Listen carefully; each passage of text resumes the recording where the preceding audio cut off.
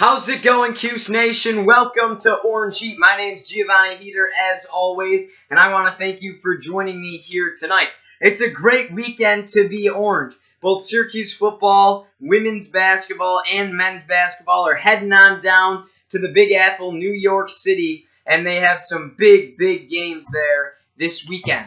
We're going to start off. I want to have you guys add the Twitter at GeoHeater, add the Instagram at GeoHeater for more action on Orange Heat, the show.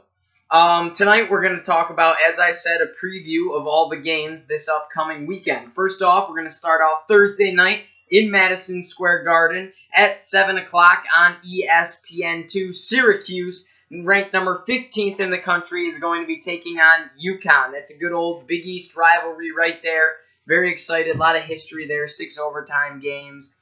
Big East tournament matchups in the Garden. A lot of exciting stuff there. Then we're going to dive into a little bit. I want to talk about Oregon versus Iowa. What I think is going to happen with that game. Well, how's it's going to all play out. Who we're going to play. Stuff like that. The different possibilities of that. And then, of course, the big behemoth of it all this weekend to cap it off at 2:30 on Saturday on NBC. At Yankee Stadium, your 12th ranked Syracuse Orange football team will be taking on the number 3 ranked Notre Dame Fighting Irish. Very excited for that ball game. Let's dive right into it. Syracuse basketball. As I said, they're going to be playing the University of Connecticut Huskies in the Garden at 7 o'clock on ESPN2. Frank Howard, good news there. He is a game-time decision. That's boosted up from questionable to unknown, really. To a game-time decision. I'm really hoping he plays and we can see some action out of him. I don't think he would have as many minutes if he does play, but excited to see what they're going to do there.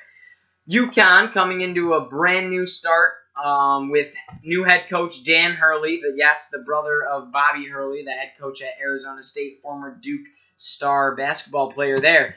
UConn comes into this ball game at 2-0. Their wins include a win over UMKC and Morehead State. We actually beat Morehead State, as many of you know.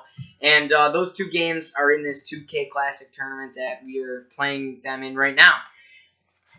UConn's not a bad basketball team on paper, which is not surprising, but they haven't had great history, and, the new coaching staff really going to try and turn things around, but they're really looking good. Granted, they were playing two, quote-unquote chump teams. Definitely not Power 5 schools or anything of that nature. But they're not looking too bad. They're averaging 87 points a game. We're only averaging 75. And, they haven't played, we haven't played really any tougher competition than they have. One team the same. So we're only averaging 75. They're averaging 87 points a game.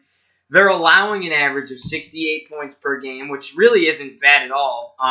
But we got them there because we're only averaging an allowance of 52 points per game. But that comes with that very strict, very good Syracuse defense that we all know and love. Hashtag 2-3 zone. Woo!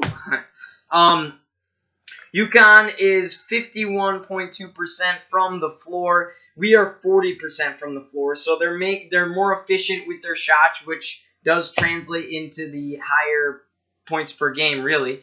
One big thing with this matchup, though, for me personally, is they're a lot smaller than us. We really just tower over them in height. We have a height advantage at every single position on the floor.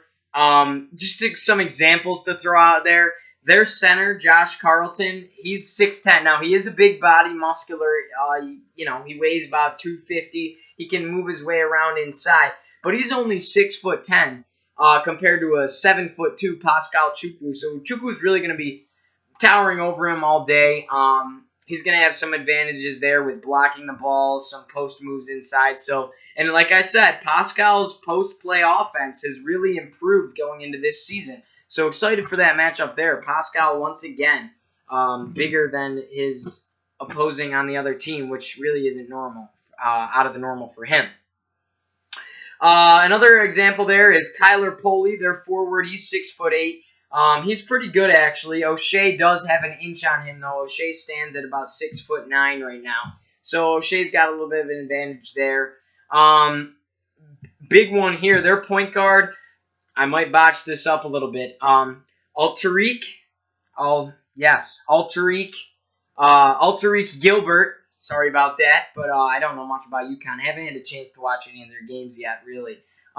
Just a few highlights here and there. But Altariq Gilbert, he only stands at 6 foot, solid, just 6 foot across the board.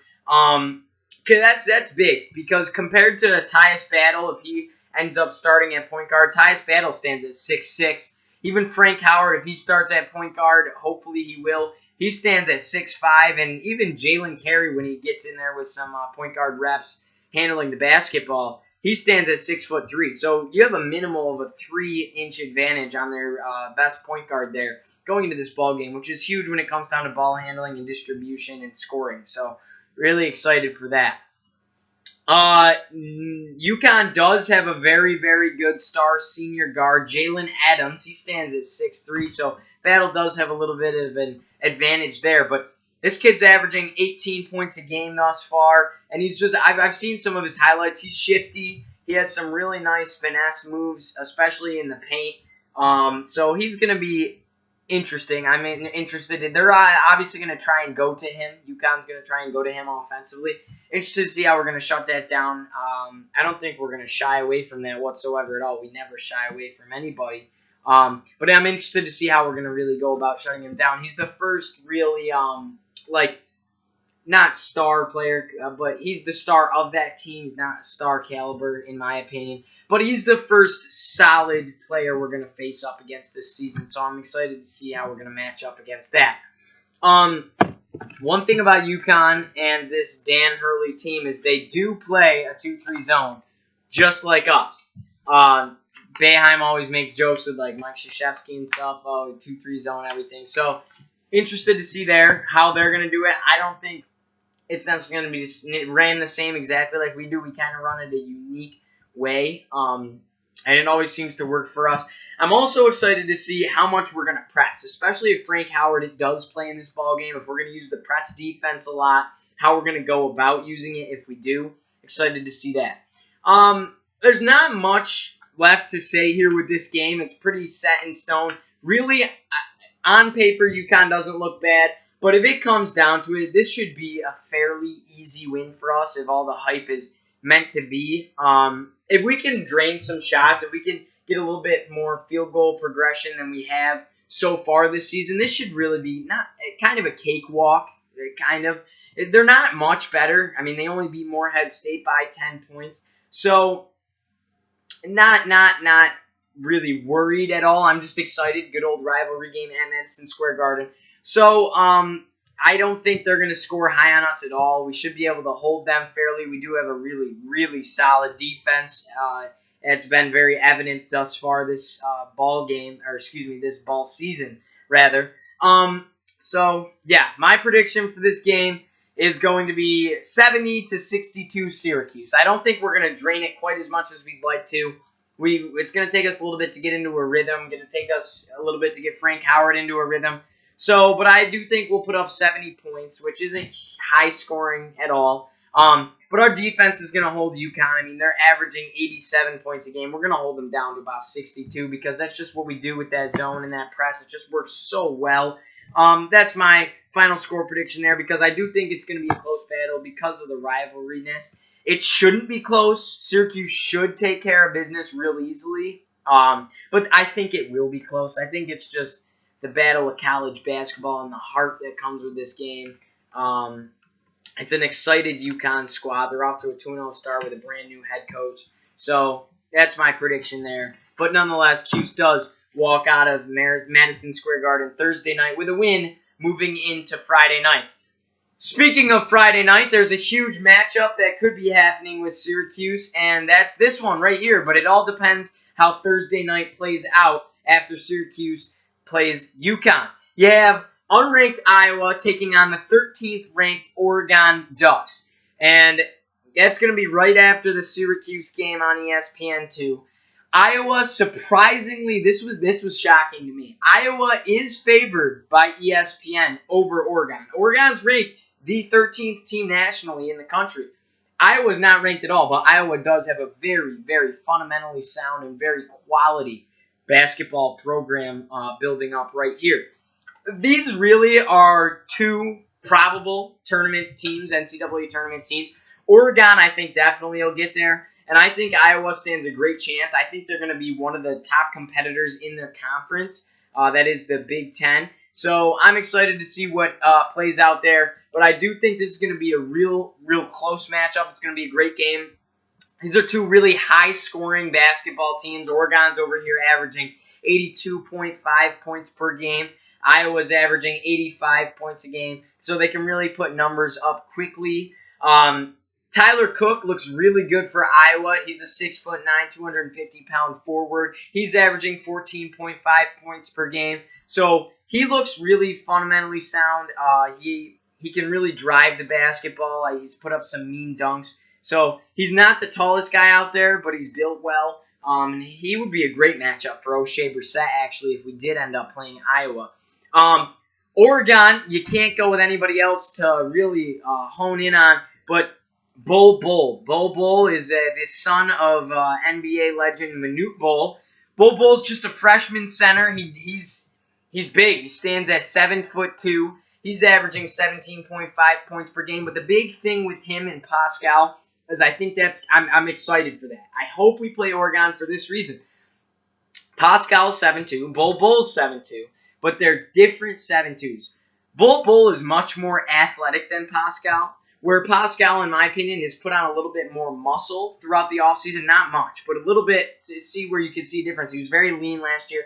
So Pascal could body him a little bit more, but at the same time, Bol Bol could have some more finesse moves. Pascal does have more college basketball experience. Excited to see how that's going to play out. Bol Bol certainly has not played another 7-foot center yet this season, or any 7-foot player, rather. I guess if you're 7 foot, you're going to play center, though.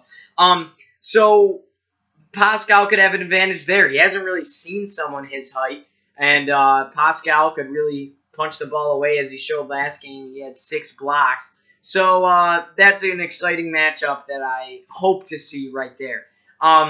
These are more offensive teams, not great defense. They're focused more offensively, whereas we would like to be focused offensively, but we're more of a defensively sound basketball team as it's looking right now. I hope we can get the scoring production going. That would be really exciting. I think that's the hump we need to really make a championship quality team, and I thought it was going to be this year, but it's very early. Very early. And we don't have all our pieces either, with Frank Howard not playing, so just hold your horses on that. I guess I got to hold mine as well. As I said, I want Oregon, but either team does look good on our resume. Like I said, I think both of them are going to be tournament teams, or at least in the competition for it. And either one is a Power 5 resume builder right there. So if we lose to UConn, we're going to play Friday night, and it's going to be the loser of this game. So either or, really. I think that's going to be a really close game here, Iowa and Oregon. Say we lose to UConn, Iowa loses to Oregon, we're going to play Iowa. Say we beat UConn and Oregon wins, and we're going to play Oregon. It could go either way, or we could play Iowa in the championship. Who knows? It's how it all works out. It's a mini Final Four, so to speak, here. But I do want to play Oregon. I think that's the bigger resume builder. I think the Pac-12 is going to be a little stronger this year. I think the Big Ten is going to be strong as well. But the Pac-12 has suffered last season, and I made the argument that the Big East should be the new Power 5 school and kick the Pac-12 out. Pac-12 is going to be a little more sound this year, I think. And Oregon's ranked 13th in the country. Regardless, that's going to move you up in the rankings. That's a good quality win right there. That's why I want to play Oregon, and I do want to see some of those matchups like Bol Bol versus Pascal Chukwu. My prediction for Iowa versus Oregon, I know you guys don't really want to hear me go on about this because who cares, because it's not Syracuse, but it kind of is Syracuse. We're going to play one of them. My prediction, I don't have an exact score, but I do have Oregon winning in a very high-scoring game, I think, in the 80s, I believe. But I do have Oregon winning that game in a close one. Moving on to the big kahuna of the weekend. Syracuse, ranked 12th in the country, taking on the 3rd-ranked Notre Dame at Yankee Stadium. As I said earlier, that game is going to be Saturday at 2:30 on NBC. The game is going to be played at a neutral site, Yankee Stadium. Very excited for that. I know some people going. I personally, unfortunately, can't go, although I'd love to be there. I got my play this weekend, so I'm excited about that. But I think it's going to be a pretty split, even crowd. You're going to see good chunk of Notre Dame. Notre Dame fans always travel, especially when your team's ranked third in the country, but they always travel pretty well. And then you're going to see some pro-Syracuse fans. I think it helps that basketball's there this weekend, but it also doesn't help because here's why. It's expensive, man. I was just looking for fun, and it's really expensive. So for someone to go to all 3 games, you got to have some serious extra money in your pocket there. One thing that really ticked me off a little bit was ESPN only gives us a 25% chance to win. Boo! You know what, though? We love it. Eric Dungy said in his press conference, he said, I'm excited to be the underdog once again. I love being the underdog. You love to prove people wrong. Feels like you have something to go play for a little bit more. Notre Dame is coming off of a 42-13 shellacking over Florida State. Florida State's a team that we knocked off early in the season, 30-7, I think it was. It was a quality win by us. That was led by Tommy DeVito most of the second half there. On paper, we are really similar to Notre Dame. I mean, like, really, really similar. Numbers vary just a little bit here, which is exciting when you look at it. You want an even football game here on paper that usually transpires onto the playing field. Sometimes it doesn't, though. One thing, though, for me that really, really stands out is touchdowns and red zone efficiency. Notre Dame is very efficient in the red zone, and they put up touchdowns. There's some times, even last weekend when we played Louisville, that we had opportunities in the red zone, and we wound up with field goals. You can't do that if you're going to beat Notre Dame, and Notre Dame doesn't do that. They put the ball in the end zone when they get the opportunity to, and Syracuse doesn't all the time. So that's something big for me is red zone efficiency. That really stood out on the paper.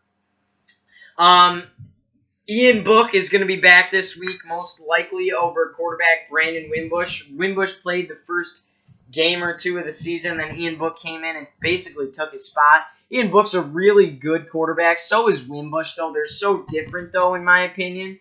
And we'll get into that in a second. Dungy's really cooking on Ian Book, though, in the passing yards. Dungy's got 2,193. And Ian Book's got 1,724. But Dungy has played more, so that does transpire there. Obviously, you're going to have more if you've played more, especially when you're evenly matched like that. Brandon Wimbush, just for the record, has 719 passing yards for 4 touchdowns. He has played more than like a DeVito has played, if that helps your thought process at all. Really, it all cancels out, though, because they're pretty equal stats when you count up, like, Dungy plus DeVito, and then Book plus Wimbush. They're pretty equal as far as quarterback plays go. And their quarterbacks play really similar to the way ours play. They're good at different things, or I should say better at different things. They're both very good quarterbacks, just like ours. But Wimbush is definitely the stronger running quarterback, and Ian Book is certainly the more efficient passer, just like Dungy's a better runner. And DeVito's a better passer, in my opinion, in many's opinion. But they can both do both really well. So that's going to be a tough matchup. And they did say Ian Book is nearly 100% going to be the starter. But you never know. So we're excited to see that. We have a very good idea, though. I'm sure Syracuse is going to prepare for both a little bit. But you're going to prepare for Ian Book a little bit more, I'm sure. Another big contributor to this Notre Dame team is running back Dexter Williams. He could be a problem for us. As you know, we've had some trouble against really good running backs earlier this season. And the 2 games we've lost were cost due to good running backs and a solid running game plan beating us out. That's Travis Etienne for Clemson, as well as, what are their names? They're not coming to me right now, but the 2 beast running backs, I can't believe I can't remember their names. They've been in my head ever since we lost to them. And one of them really is from New York State. You'd think Syracuse would try and recruit him, that Pitt running back, number 30. Quadre Olison and DeAndre Hall. Those are their 2 names. Good Lord. Quadre Olison, DeAndre Hall. I think it's DeAndre Hall. Something Hall. Both good running backs for Pitt. Really solid. And that's what we've struggled against, and running back Dexter Williams can certainly put up numbers. He's got 10 touchdowns on the year. That's outscoring our leading touchdown scorer for running backs, Mo Neal, besides Dungy, of course. But Mo Neal has 5 as far as the running back category goes. But the thing with us is we're a little more spread out there. Jarvian Howard has a handful. Chris Elmore's running a few. Mo Neal's got a couple. Dante Strickland's got a couple more. Dexter Williams has taken the heaviest load of all that, and ours is pretty evenly spread out. So the numbers are pretty similar there. Like I said, our offense is very similar to theirs in some ways. We're strong on the ground as well as through the air, which makes us so deadly, and that's the same thing with them. I think the biggest key to this game is our offensive line versus their very, very good defensive line.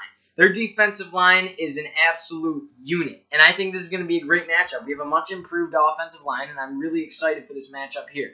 Notre Dame's secondary is, if there is one, it's their weakest unit, and it's hard to say that because looking at Notre Dame, you almost can't find a weakness. Dino Babers said in his press conference, as well as Kurt Herbstreit said this, you're looking, and it's hard to find. It's almost not there. Notre Dame's a very, very good, very, very sound football team there. And it's almost startling. I think they're a little more sound than Clemson in some aspects of the game, although Clemson is really coming into fruition here.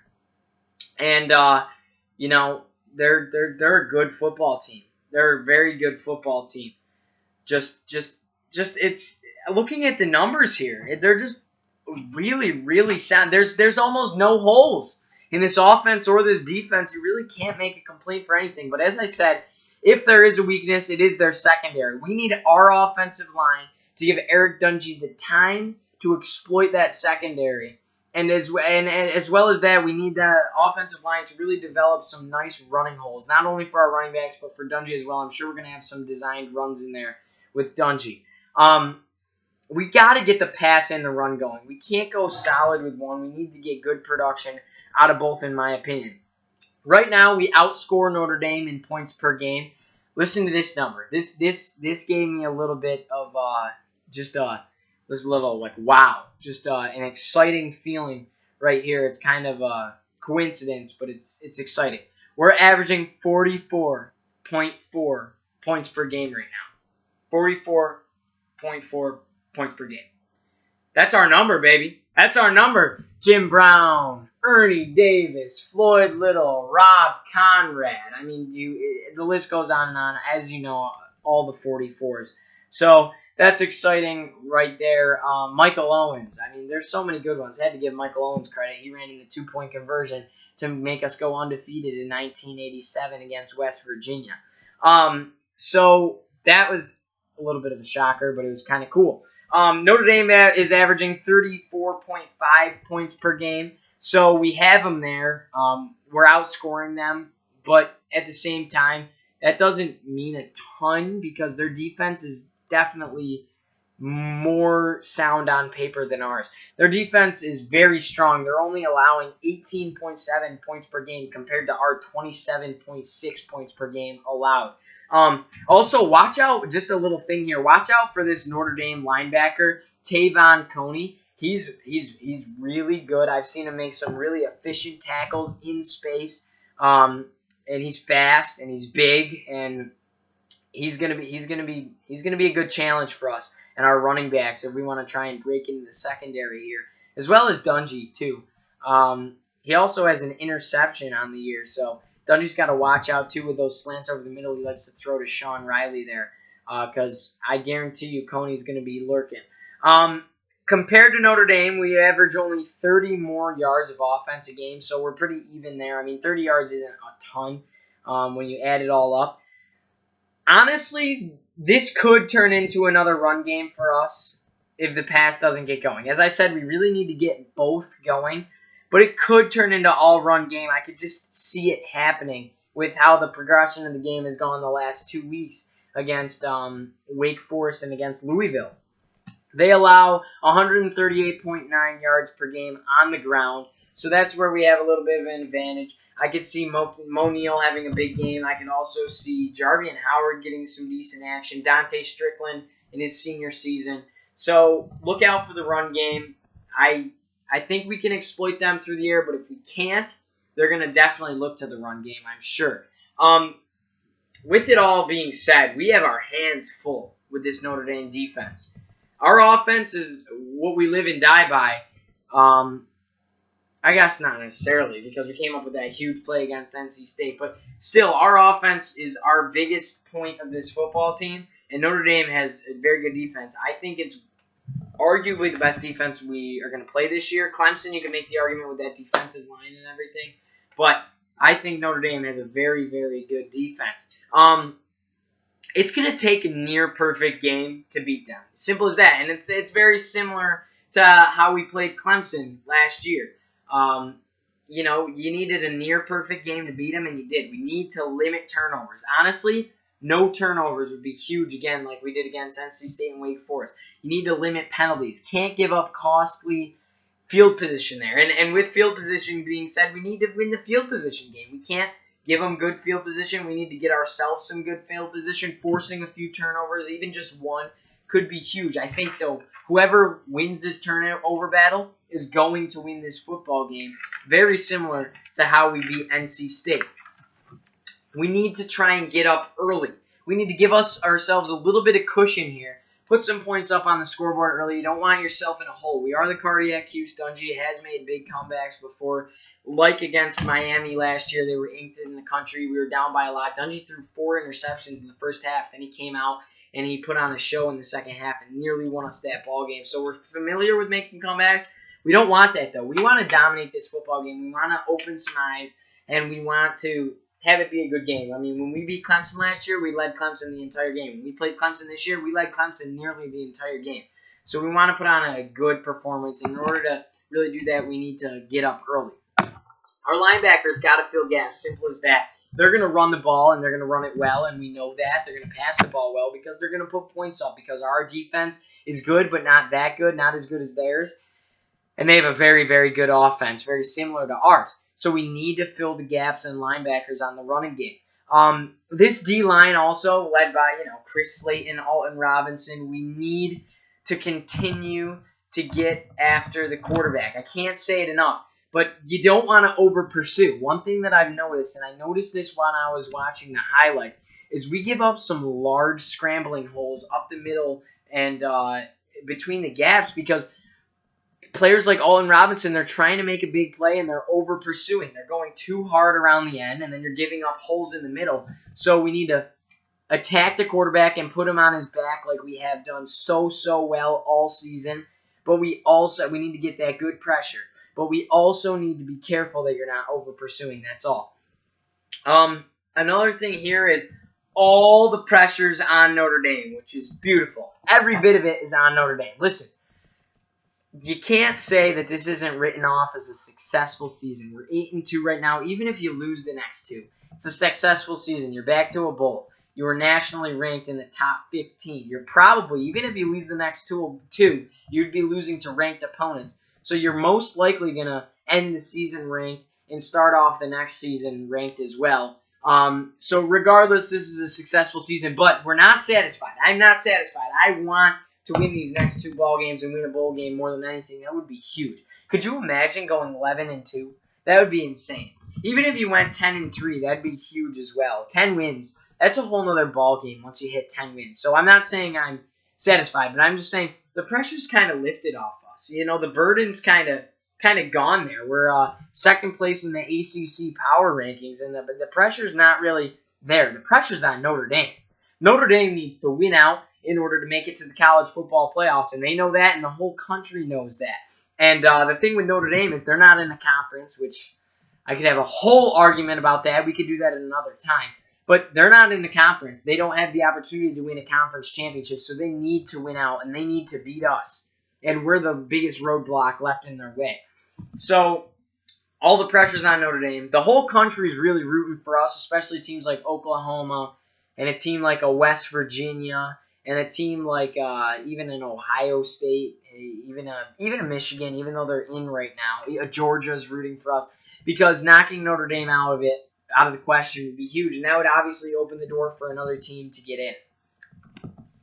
I'm really ready for Eric Dungey to go off at a high level, and it's going to be similar to what he did against Clemson last year. If Dungey can really progress well, he threw for 300-something yards last year against Clemson, put up touchdowns. I'm ready for Dungey to do it again. He's used to the big stage. He loves the big stage. He loves being the underdog, and I think he's just got that chip on his shoulder, man. I really do. I really think he's got it. And I'm expecting receivers like Nykeem Johnson and Taj Harris to be a little bit more involved once again. Like, they haven't been that involved the last 2 ball games, which is surprising because they've been key aspects of the whole team. I mean, Nykeem Johnson did have 1 reception last week. It was a 65-yard touchdown catch. But nonetheless, they weren't as involved as they could have been the last 2 games, and that's because we more predominantly ran the football. But they've been huge all season. They're young, and I'm excited to see if they can get a little more involved again in this game against Notre Dame. I think this is going to be similar to the NC State game. As I said earlier, you got to win the turnover battle. We also can't get in there, and we got to get in with some gutsy play call because we can't get in there and put up field goals. You need touchdowns. In order to beat the number 3 ranked team in the country, you need touchdowns. You can't settle for field goals, and I can't emphasize that enough. With all this being said, my prediction here. I'm going with my hometown boys right here. My prediction is a final score of 27-24 in favor of the Syracuse Orange. I think they're going to knock off Notre Dame, knocking them out of playoff contention, clinching what could be a New Year's Six bowl for us as long as they can beat Boston College on the road as well the weekend after. I'm just expecting us to come out relaxed, poised, ready. I think we know we can contend with anyone. We were this close against Clemson. The boys know that, and they want to prove something here. This would put us we're on the map now, but this is Syracuse football is back if you do this, and back and better than ever, really, because this would be putting a whole new staple. Cracking into the top 10 is another world, and we certainly would do that with a win over Notre Dame. So very, very, very excited about that. I think it's going to be low scoring. I don't think, Notre Dame's defense is very good, as I said. I don't think we're going to put up as many as we typically do. And Notre Dame's going to score points as well. We're going to give up our average amount of points for sure. But I think it's going to be a closely contended game with Syracuse winning it out by a field goal, 27-24. That's all I got, guys. Thank you.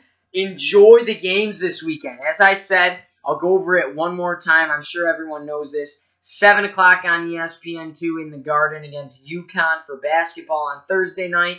Friday night, you got either Iowa or Oregon. That's going to be at 7 o'clock on ESPN2 as well in the Garden. And then Saturday at Yankee Stadium on NBC, 2:30 kickoff, Syracuse versus Notre Dame.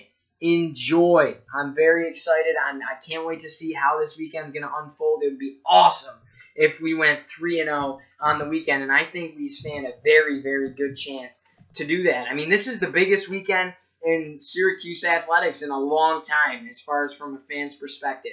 So I'm really excited. I hope you guys enjoy. Our next video is going to be probably Sunday or Monday or Tuesday. We're going to do a post-game of all of this, and then we're going to do an episode later in the week.